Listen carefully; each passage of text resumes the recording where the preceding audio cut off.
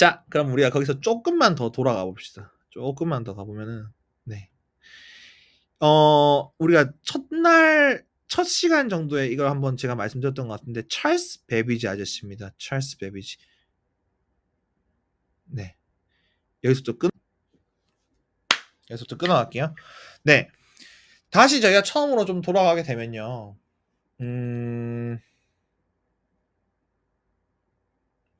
찰스 베비지 아저씨와 러브레이스 아주머니에 대한 얘기를 해드린 적이 있습니다. 이 찰스 베비지라는 아저씨는요, 차분기관과 해석기관을 설계한 걸로 유명하죠. 근데 이 찰스 베비지 아저씨가 영국에 소속돼가지고 별자리에 대한 계산을 맡게 돼요. 근데 이분이 보다 보니까 이 사람이 할 짓이 아닌 거야. 이 손으로 하면은 내 평생을 다 써도 안 되겠다라는 결론에 이르신 거예요. 그래서 계산을 하기 싫어서 그 차분기관이라는 계산하는 기계를 제안하신 겁니다. 그죠? 그리고 이게 있으면 무엇이든 코딩할 수 있다는 거를 혼자서 뇌내 코딩으로 완성시키신 에이다 러브레이스가 계시죠. 그죠? 그죠? 이런 게 있습니다. 그래서 이때부터 뭐 비슷한 구조들은 다 있었다고 해요. 그럼 얘들이 어떻게 돌아가는데? 라고 하면 키보드에서 수를 누산기에 집어넣고 프린트하고 스토어하고 로드하고 애드하고 스톱하고 이런 프로세서들을 가지고 있습니다. 그래서 모형 컴퓨터라고 하는 녀석들이 결국에는 네, 여기 내용들을 보면 get, store first num 첫 번째 입력받은 거를 first num에 스토어하고 get 두 번째 거 받아가지고 first num에 더하고 print 해라 그리고 멈춰라 그리고 first num이라고 하는 걸 여기다 기록하고 있으면은 그죠? 더 쌤기를 만들 수 있네요. 그죠? 그죠? 그리고 이제 탑에서 get if zero boot print go to top boot stop 0이 아니면 get 값 출력 아니면 실행은 멈춤 이런 것도 만들 수 있고요. 즉 여러분들 어떤 컴퓨터라고 하는 거는요 메모리에 우리가 원하는 어떤 그런 명령어들을 다 저장해두고 그걸 순차적으로 로드해가면서 동작하는 거예요. 그래서 지금 제가 엄청나게 복잡하게 그려놨는데 결국에는 우리는 명령의 메모리 한 칸을 사용하고 참조에 사용하고 그리고 저장하는데 메모리 사용합니다. 그래서 이거를 각각 주소에 저장해두고 그거를 호출해가면서 명령을 수행하고 있을 뿐이라고요. 즉 실제 명령어와 메모리 위치를 참조해서 반복적인 연산을 실시하고 있는 겁니다. 그죠? 그럼 이거 결국 하려면은 여러 가지 이제 메모리 위치를 참조하고 반복적인 연산을 하면 좋겠죠. 그래서 뭐 캐시, 뭐 자주 쓰는 걸 가까이 두면 좋은 거 아니냐, 뭐 이런 아키텍처가 발달하게 됩니다. 엄청 복잡해지죠. 이제 막 GPU 막 뭐 이제 막 GPU랑 메모리를 공유하네 어쩌네 무슨 난리도 아닙니다. 그죠? 그렇게 계속해서 뛰어나지면요. 세탁기는 세탁을 다 하고 차는 빠르고 냉장고는 차갑고 TV는 재밌는 걸 보여주고 스마트폰은 그런 거 다 할 수 있고 우리는요? 되게 유명한 짤이죠, 그죠? 교향곡 쓸 수 있어? 사람이 얼마나 교향곡도 잘 쓰고 멋진 마스터피스를 만드는데 멋진 예술 작품 만드는데 했더니 Can you? 이러잖아요, 그죠? 할 수 있어? 그러네. 방금 이제 얘기했던 것처럼 어떤 그런 명령어와 메모리 위치를 참조해가지고 반복적인 연산을 수행하는 게 점점 더 발달해가지고 그죠? 옛날에 그 베비지 아저씨가 얘기했던 해석기관 정도가 아니라 더 증가하고 막 애플 막 그 엔비디아 난리가 나가지고 이제 더 증가해서 지금보다 더 좋아지면은 얘네가 생각할 수 있지 않을까요?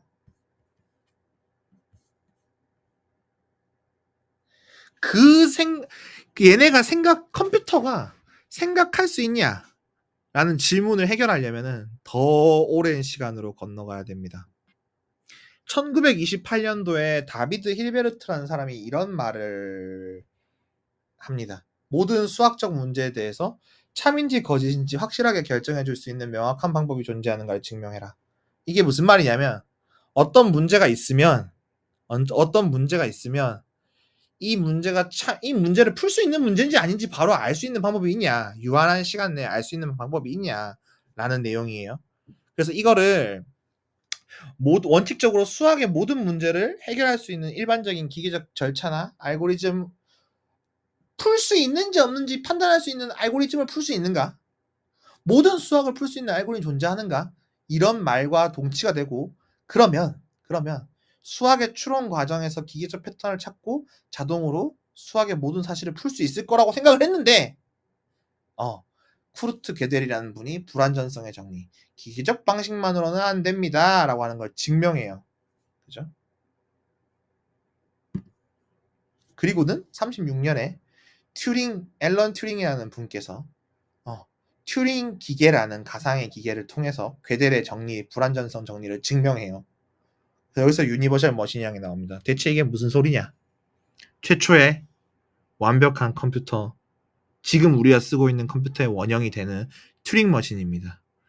그래서 이 튜링 머신은요, 이렇게 D랑 헤드랑 이 헤드가 이제 조작할 수 있는 이런 형태로 구성되어 있어요. 그래서 롤러가 이 테이블을 계속 이제 움직이고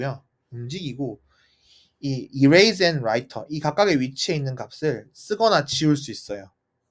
그랬을 때 이 튜링 머신이라고 하는 게 무한한 테이프가 존재한다고 했을 때 헤드가 움직이면서 액션을 통해서 이걸 좌우로 움직이고 자기 자신도 스테이트를 가지고 있으면서 이 값을 계속해서 수정해 나가는 녀석입니다. 그래서 상태표를 가지고 있어요. 내 상태가 A일 때 0을 만나면은 내 상태 A를 유지하고 입력도 0으로 그대로 두고 오른쪽으로 움직인다. 내 상태가 A인데 1을 만났다면 내 상태를 B로 바꾸고 이 값은 1로 그대로 둔 다음에 오른쪽으로 움직인다. 그리고 내 상태가 B인데 0을 만나면은 이 상태를 A로 만들고 숫자는 1로 바꿔 쓴 다음에 멈춘다. 내 상태가 B인데 1을 만났다면은 내 상태는 그대로 두고 값도 1로 두고 R 오른쪽으로 움직인다. 이런 작전표를 들고 있는 거예요. 작전표를 내가 들고 있고 이 테이프 위에서 샥 움직이는 거죠. 그죠? 그럼 저런 어떤 작전표가 엄청나게 많은 경우의 수가 있겠죠. 그죠? 주어진 스테이트와 심볼에 대해 가지고 내가 어떻게 뉴 스테이트, 뉴 심볼, 무브가 정해지게 되고, 그럼 1100이 들어왔을 때 쭉쭉쭉쭉 하면 이건 0011 한 다음에 종료하게 됩니다. 어쨌든 움직이는 방법에 대해서는 이해가 되시죠? 그죠? 요거 한번 천천히 한번 읽어보시면 좋아요. 그죠? 짜자잔. 이게 실제로 현존하는 모든 컴퓨터와 동등한 계산 능력을 지닌 컴퓨터의 시초입니다. 다만 조금 느릴 뿐. 그죠? 그래서 나중에 보면은 이 표를 가지고 이제 앞에 5개가 있으면 뒤에 1 하나 더 넣어주는 기계도 만들 수 있고요. 5가 있으면은 이걸 5 더하기 1만큼 뒤에 적어주는 기계도 만들 수 있고요. 2랑 3이 있으면은 더해서 5를 만들어주는 기계도 있습니다. 그래서 조금씩 확장하면은 0 만들기, 좀 더 느린 0 만들기, 아무것도 안 하기 등등, 101이 포함되어 있는지 확인해 보기, 뭐 아니면은 101로 끝나는지 체크하기, 이런 것들을 할 수 있어요. 근데 한 가지 문제점이 있습니다. 덧셈 기계는 덧셈만 할 수 있고 101을 포함되어 있는지 보는 건 101 포함 여부만 체크할 수 있어요. 101이 끝나는 것만 체크하는 녀석은 101로 끝나는지만 체크할 수 있어. 덧셈 할 줄 아는 덧셈만 할 수 있고 곱셈을 못 해요. 영화에 나오죠. 이미테이션 게임에 나옵니다. 암호 푸는 기계를 만들었어요. 암호만 잘 풀어요. 우리 저거 가지고 오버워치 못해요. 롤 못해요. 그래서 콜로서스는 완전한 튜링 머신은 아니고요. 암호만 풀 수 있어요. 선생님 완전한 튜링 머신은 뭔데요? 라고 얘기하면은, 튜링 머신은 이분이 그 군대 문제 때문에 이제 끌려가셔가지고 군부대에서 저기 이제 만드신 게 콜로서스고, 나중에 이제 나오시고 이제 하시는데, 사실 독일에서 콘라트 추세라는 분이 이제 Z3라는 걸 먼저 만들어 버렸어요. 그리고 이후에 이제 존 폰 노이만 아저씨가 이것저것 이제 그냥 대단하게 만들어 버려가지고 이제 존 폰 노이만 방식의 컴퓨터가 지금의 형태가 된 거고요. 그거는 확실한 튜링의 유니버셜 튜링 머신에 근거하고 있습니다. 그럼 유니버셜 튜링 머신은 뭔데요? 존 폰 노이만은 뭘 했는데요? 얘기할 수 있겠죠? 존 폰 노이만 아저씨는 그걸 엄청난 시스템으로 끌어올리신 거고요. 유니버셜 튜링 머신은요. 앞에 프로그램이 있으면 그 뒤에 앞에 프로그램에 근거해서 뒤에 동작을 수행할 수 있는 녀석입니다. 만능 튜링 머신이라고 해요. 그래서 앞에 프로그램이 적혀 있고 뒤에 숫자들이 있으면 정해진 대로 처리하는 것. 만능 튜링 머신이에요. 만능 튜링 머신도 튜링 머신이죠. 프로그램을 주고 실행하는 거? 프로그램을 주고 실행하는 거?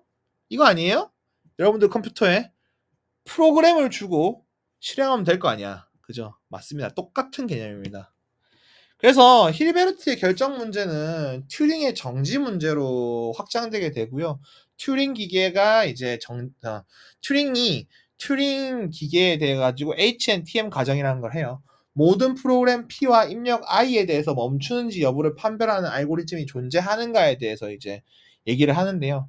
이때 판별기가 존재해서 멈춘다고 가정하면 혹은 멈추지 않는다고 가정하면 둘 다 자가당착에 빠집니다. 그래서 모순을 통해 가지고 이게 이제 안 됨을 증명을 하죠. 그래서 이 프로그램은 멈출 거야 하면 멈추지 않고 멈추지 않을 거야 하면 멈추는 모순이 발생합니다.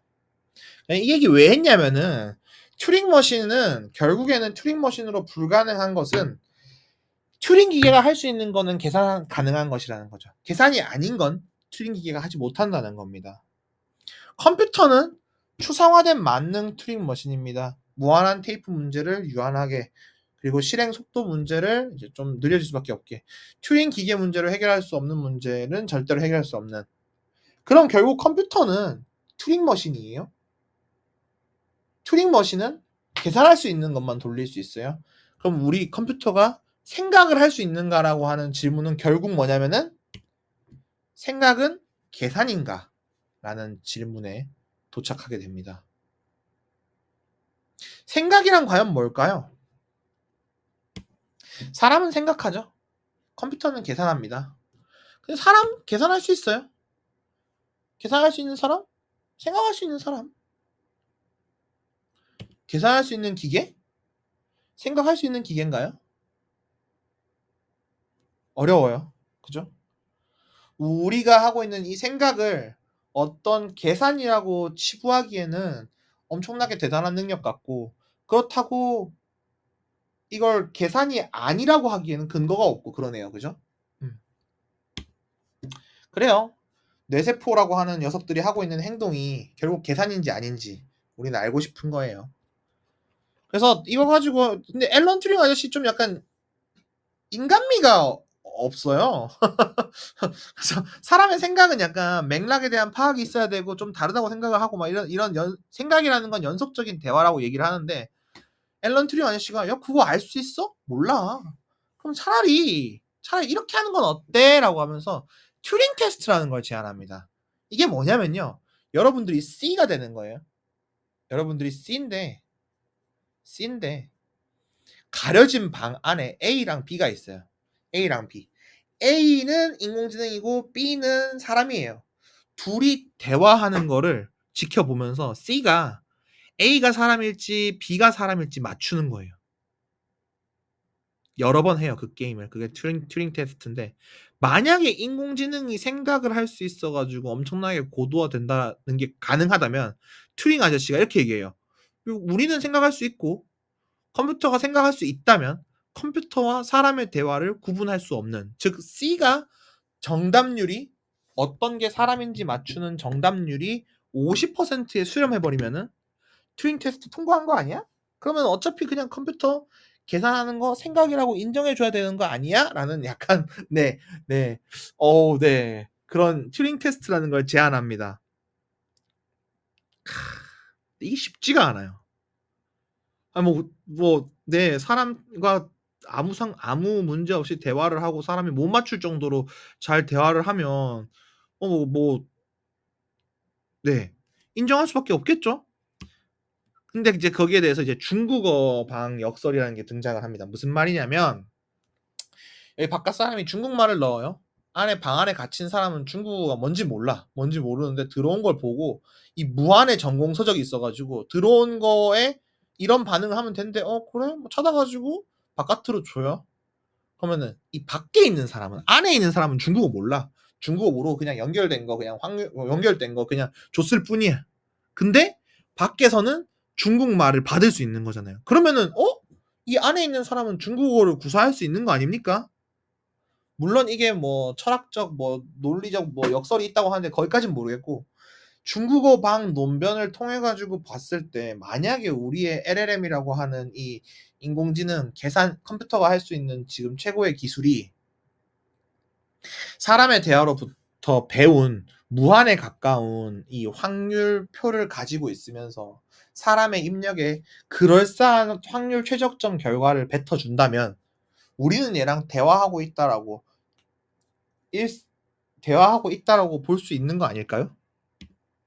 아니면 차라리 아예 신경망처럼 동작하게 만들면 어때요? 알고리즘도 그렇게 만들어 보면 어떨까요? 아니면 뇌세포로 만들어 보면 어때요? 컴퓨터를 아예? 그죠? 무서운 이야기입니다. 맞습니까? 그래서 계산하는 기계는 생각하는 기계가 될 수 있을까라고 하는 책 한번 추천드리고요.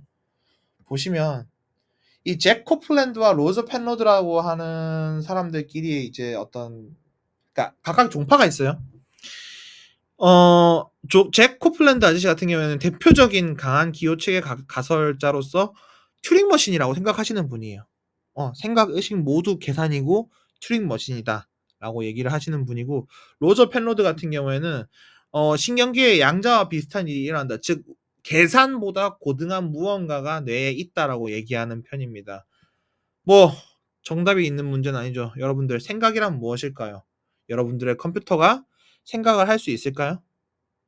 참 어려운 질문이 될 것 같네요. 그죠? 그래서 우리는 이제 확률에 대한 기초와 컴퓨터에 대한 기본적인 지식과 파이썬에 대한 지식을 얻었고 이를 바탕으로 이제 어 정보, 데이터에 대해서 볼 것이고 AI에 대해서 볼 것이고 AI 서비스를 활용하는 방법에 대해서 볼 겁니다. 네. 수고하셨고요. 다음 시간부터 데이터 사이언스로 만나요. 안녕.